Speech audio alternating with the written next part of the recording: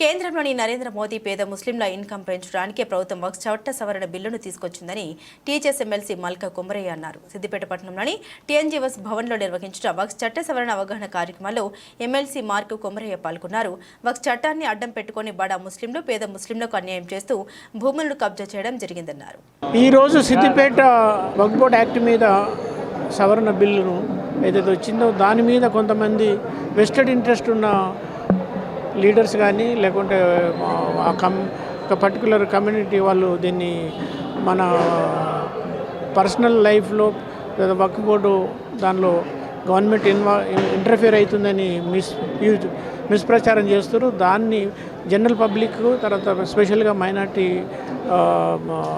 అందరికీ ఈ యాక్ట్ వల్ల వాళ్ళకు ఈ లాభమే జరుగుతుంది కానీ నష్టం లేదు.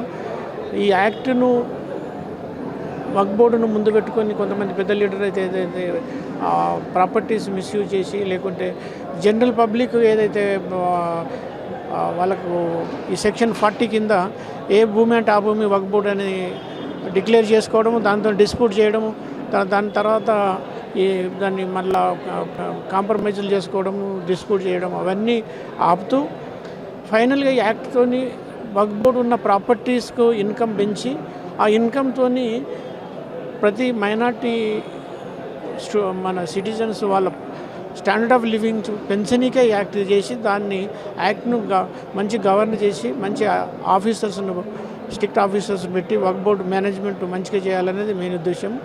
అది యాక్ట్తో వచ్చేది మూడే. ఒకటి జనరల్ పబ్లిక్ను వేరే వాళ్ళను అరెస్ట్ చేయకుండా, తర్వాత ఈ వక్ఫ్ బోర్డు యాక్ట్ ఆస్తి కూడా ఎవరు తీసుకోరు, ఆ మైనార్టీస్ కొరకే ఆ బెనిఫిట్స్ అన్నీ పెంచి ఇన్కమ్ పెంచుకొని వాళ్ళకు ప్రాపర్టీ డిస్ట్రిబ్యూట్ చేసి వాళ్ళ స్టాండర్డ్ ఆఫ్ లివింగ్ పెంచాలి. అందులో ఎడ్యుకేషను, హెల్త్, తర్వాత వాళ్ళకి హౌసింగ్ ప్రొవైడ్ చేయాలనేది మెయిన్ ఉద్దేశం. ఆ విధంగా ఈ యాక్ట్ వల్ల ఎవరికి నష్టం లేదు, మైనారిటీలకు లాభం ఉంటుందని అందరికి తెలవాలన్నది దీని మెయిన్ ఉద్దేశం. దాన్ని మీరు I request all the media people also should give in press and electronic media clarification about this act.